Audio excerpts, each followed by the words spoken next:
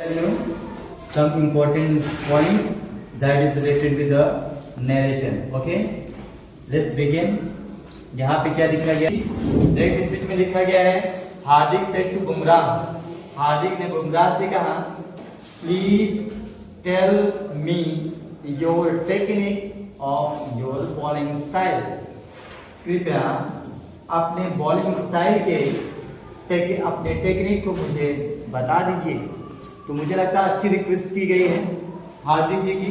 अब हम लोग क्या करेंगे, इसको इनडायरेक्ट बनाएंगे. देखिए कैसे लिखेंगे. सबसे पहले लिखेंगे हार्दिक. सेड को आप जानते हैं प्लीज की वजह से सेड को हम बदल देंगे रिक्वेस्टेड में. किसे बदल देंगे? रिक्वेस्टेड में. और फिर आपको को हटा देते हैं, लिखेंगे बुमराह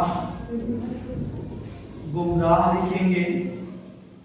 और फिर क्या करेंगे, तो आप प्लीज को हटा दिया था. जानते हैं दोनों सेंटेंस को जोड़ने के लिए हम क्या करेंगे, टू का इस्तेमाल करेंगे. यहाँ पे लिखते हैं, यहाँ सामने लिखा गया था. ठीक है, तो ये ऐसे टू.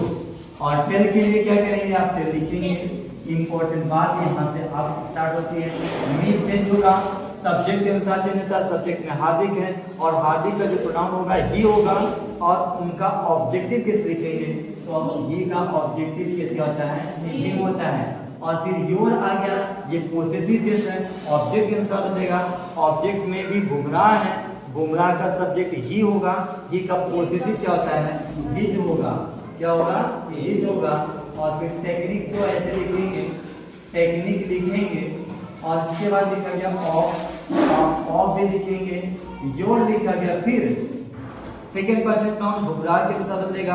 बुमराह का सब्जेक्ट ही होता है, पोसेसिव में जाएंगे तो हिज हो जाएगा, ही का हिज हो जाएगा. और फिर लिखेंगे बॉलिंग स्टाइल. ये आपका इनडायरेक्ट स्पीच था. मुझे लगता है बात समझ में आ गई. आप ऐसे ही अपने नरेशन को सीखने के लिए आप वीडियो को देखते रहेंगे, आप पूरा सीख जाएंगे. Thank you for watching.